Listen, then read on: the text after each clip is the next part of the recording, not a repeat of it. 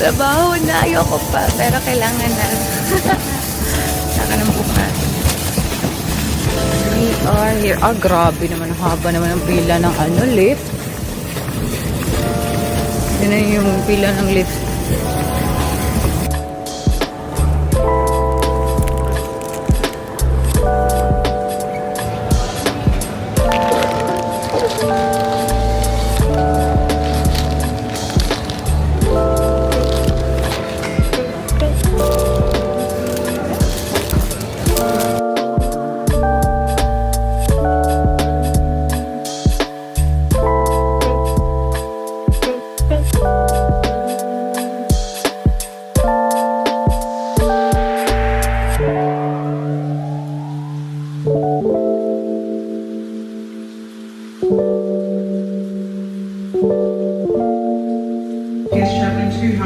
On Virgin Australia 5BA1002.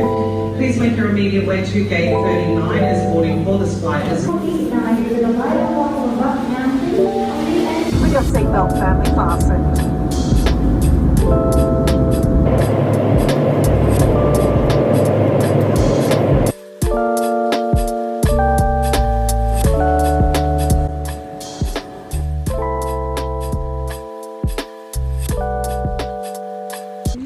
Wow naman, ganda ng ating mystery car.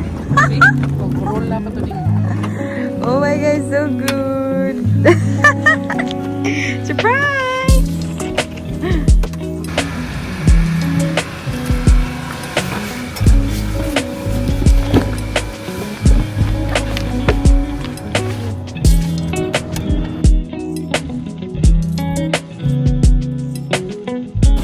Wow, ang init ng Queensland.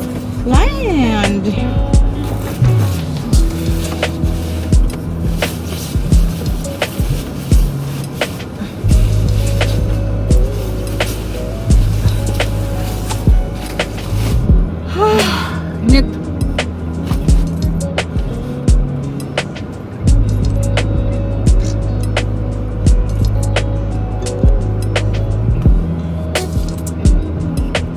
Nag-rent tayo ng car pala guys, just for a few days para pang-start lang namin dito ni Michelle sa ating new contract.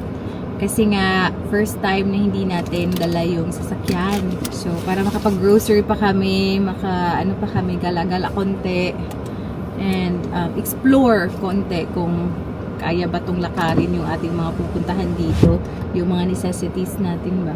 Especially yung hospital. So, hindi pa namin alam yung accommodation namin. Pupunta pa tayo sa hospital and they're gonna give us the information kung saan kami magsistay. Let's see. Guys, yan na yung hospital! 4 minutes away from the airport.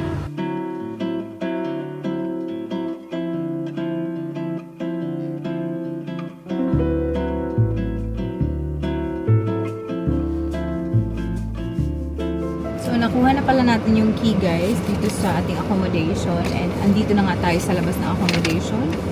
It is like how many minutes drive? Sorry. It was 3-minute drive. Buti na lang talaga nagsasakyan tayo ngayon. And yung problema is they're not really sure kung ilang araw kami magsistay dito. Sabi nila baka daw i-move kami bukas, which is so annoying kasi hindi kami makapag-grocery at makapag-all out ni Michelle ngayon pala na meron pa kaming sasakyan. So hopefully may clarity tayo bukas kung saan ba talaga kami magsistay all throughout our contract year. Kasi saka naman yung move tayo all the time. Anyway, 22-minute walk. that's a long walk. 22-minute walk. But they said they're gonna move us daw. Ito na yung ating accommodation. This is the kitchen.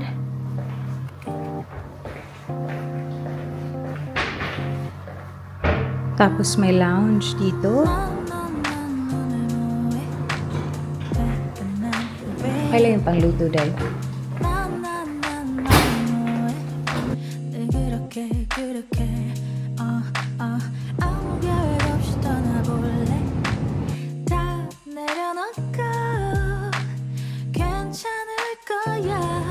nandito pala tayo sa mall nila. This is like 11 minutes away sa aming accommodation.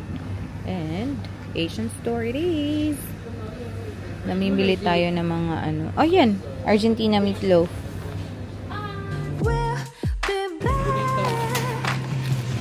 Na tayo dito sa Coast, guys. This is our first grocery here. Tingnan natin if meron bang chicken.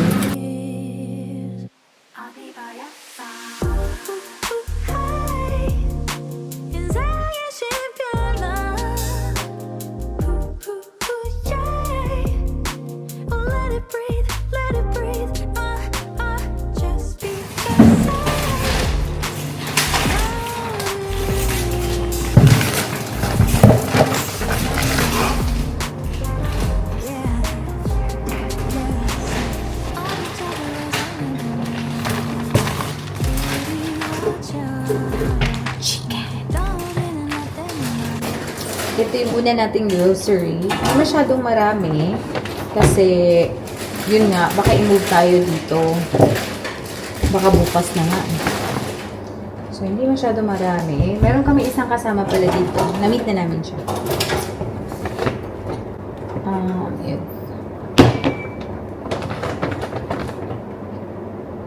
Maybe we'll just try to keep this inside, Inday? Yeah. But yeah, ito yung mga nabili namin. Mga necessities lang talaga. Bread. Kape. Ay, hindi ko na ipakita sa inyong lahat. Basta, mga necessities lang. Hindi na kami sumobra kasi nga, ang dami namin bibit-bitin if ever mag-move. Nakala siguro butang sa fridge, no? Ano yun, siguro ilabas lang natin yung gagamitin natin bukas.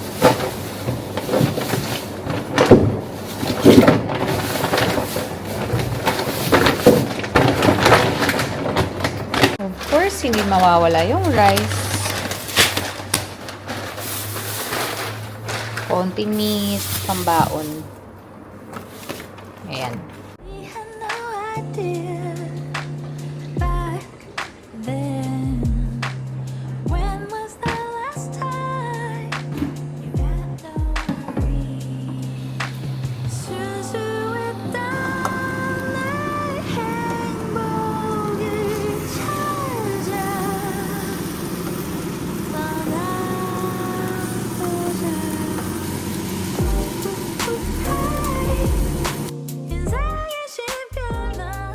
Guys, kainan na. Our first ulam is yung nabili natin na chicken sa Coles. I'm actually really hungry. Matuwad lang share. Meron na kaming baon bukas. Buti na lang talaga meron tayong sasakyan. Because if not, 22 minutes yung walk papunta ospital.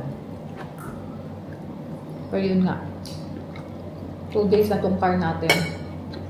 Nung saan lagi nakandokot? Ame? But it is it. Yeah. Yeah. We'll know further tomorrow kung ano ba talaga yung galawan natin dito. Mag-transfer ba tayo? Mag-move ba tayo? Kami nila i-move, pero yung question is when. So, please move po tayo tanggal. Kasi marami silang staff accommodation dito, pero I think puno sila. So, sabi ko, ang dami pala talaga yung mga agency nurses dito, if ever puno. Kasi sobrang laki ng kanilang accommodation or staff accommodation. Who knows? Kami? Pagod na talaga kami. I'm tired. I'm very sleepy. Ilang oras na yung tulog natin kasi. But I'm so glad we're here. Dito na tayo. Tapos na yung tambay mode. Or nakakamiss magtambay. Sarap pala talaga trabaho, no? Sarap pala walang trabaho.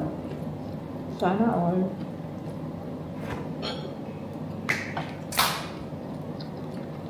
Bumili kami ng tubig kasi Hindi kami sure if maiinom ba yung tubig dito. Ito pala yung likod ng aming accommodation. Yee! Ano siya? Golf course.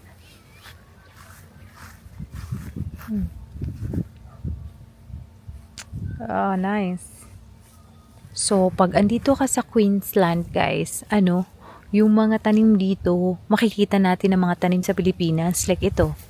Itong katabi natin, meron silang bayabas. Tapos yan, kalamansi yan, day. Lemon. No. What is it? No. Uy, buang nanguha. Uy, tapos merong malunggay. Michelle, pwede tamong magmalunggay. Dali, Michelle. May malunggay.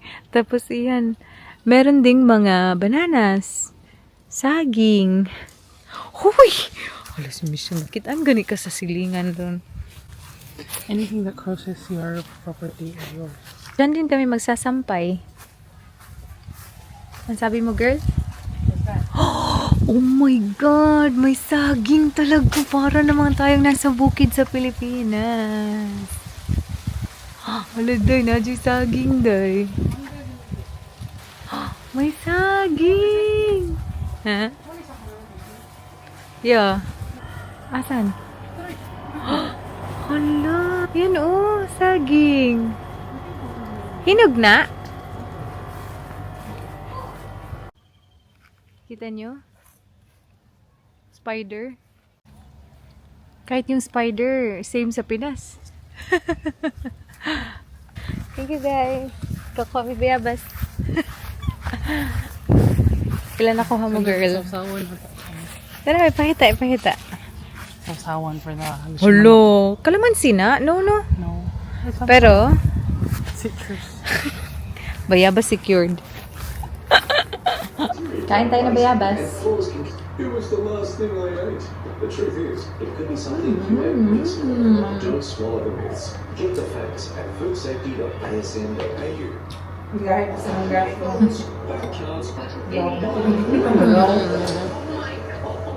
Lami! Ang sarap! Screen saver. We have to get past this. Why don't we just get rid of the tape and pretend? Tayo na din yung mag-harvest nung sa All we gotta do is get ready to saging sa labas.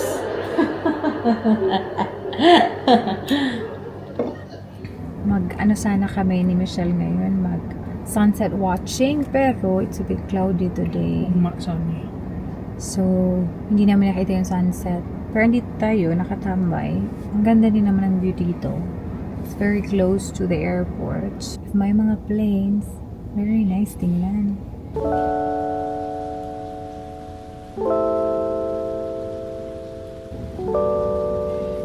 So, insert ko lang to guys. Kita niyo naman na naiinis tayo sa araw na yan. And I think I did not really explain it to you properly kung bakit ganung level yung inis. Na parang nagro-roll talaga ako ng eyes ko. Kasi nga, hindi ko to na-chika kasi pagoda talaga ako guys. Kaya nga, annoying talaga yung nangyari. So, pumunta kami sa hospital to get our keys para sa accommodation. But prior to that, lagi na kaming nagpa-follow up na ano ba, wala ba kaming update kung saan kami pupunta when we land here? Like, asan ba yung accommodation namin para diretso na kami? Kasi nga, hindi kami magdadala ng car. So, lagi kami nagpa-follow up sa aming consultant kung asan na yung information namin about sa accommodation. Wala daw talagang nagre-reply from this hospital. On the day ng flight namin, grabe, tawag kami ng tawag. Tumawag kami sa consultant namin and up to a point na yung consultant namin, kasi it was Sunday, yung flight namin, consultant namin hindi na siya nagre-reply, pinabayaan na niya kami. I don't know, fair enough naman kasi Sunday, pero if you think about it, we go to other places na wala man lang kaming alam kung asan kami pupunta. But of course, yung first namin na inisip is puntahan na lang talaga yung hospital. When we land to Brisbane, kasi dalawa yung flights namin, Brisbane and then dito, hindi ko na lang i-mention. Feeling ko hindi ko naman talaga na-mention kung asan kami ngayon. So when we land sa Brisbane, tumawag kami sa hospital. Buti naman, sinabihan naman nila kami na just go to the hospital, tapos pumunta doon sa switchboard to get your keys and whatnot. Tapos, pagdating namin doon, ang sabi nung staff na andun is they're not aware that we are arriving. Which is, na-annoy na kami na, yung contract namin, or nag-confirm kami na okay na kami sa contract, Like, that was like Wednesday. Tapos yung flight namin is Sunday. Then how come hindi kayo aware? And alam nyo naman, nag-advertise kayo ng, I think, 3 or 4 na nurses na magsa-start on this day. Tapos bakit hindi nyo alam na may darating? So parang nainis na kami on that part na hindi nga nila alam. Pero they said na nakapag-organize daw sila ng temporary accommodation for us, wherein nakita nyo naman na meron nga silang na-provide na accommodation, which is good. Pero yung sabi kasi namin sa consultant namin na wala kaming dadalhin na car. So we would really appreciate if ever closer to the hospital, which she said na in-inform na daw niya. Pero, yun nga, hindi siya nangyari. And we were a little bit worried na mag-walk kami ng 20 minutes. So, of course, hindi kami mag-walk. Mag-Uber kami. Pero that's like extra money to spend. Kasi nga, ang layo ng accommodation na provide. Anyhow, napaka-annoying. Kasi pagoda ka na. And yun pa yung nangyari sa amin ba. Kasi we've been doing this for 2.5 years. And ngayon lang nangyari na wala talagang info packs na sinend sa amin kung asan kami pupunta the moment na mag-land kami dyan sa lugar nyo. So, yun yung start ng aming araw. Pag-land namin dito is parang, ay nako, napaka-confusing. And then sabi pa namin na, so, kailan kami makikick out dito? Kasi nga, temporary lang yung accommodation. Hindi nila sure. So, sabi namin, so, paano to? Kung hindi kayo sure, baka naman dito na talaga tayo. Yung ganun, like a very big question mark. And our concern is, wala na kaming car after nito. So ano ba, mag-grocery ba kami ng maramihan or konti lang? Or wala talaga kaming information masyado. Sabi nila the next day na lang daw. So medyo nainis kami on that part kasi it usually never happens naman. Dito lang talaga siya na parang na-stress kami na bakit ganito ka, disorganized. Pero ayun, eventually, naging okay naman ang lahat. So, tingnan nyo na lang yung next videos para makita nyo kung ano nangyari sa amin.